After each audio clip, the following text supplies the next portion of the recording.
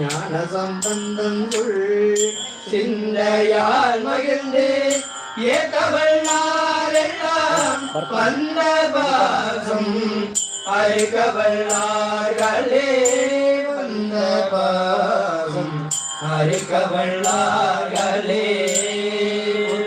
நம சிவாய சிவாய நமவோ சிவோம் நம சிவாய சிவாய நமவோ சிவோம் நம சிவாய சிவாய நமவோ.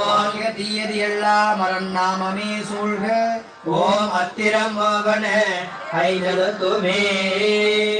கணகத்திரளே போற்றி கைலே மலையானே போற்றி போற்றி.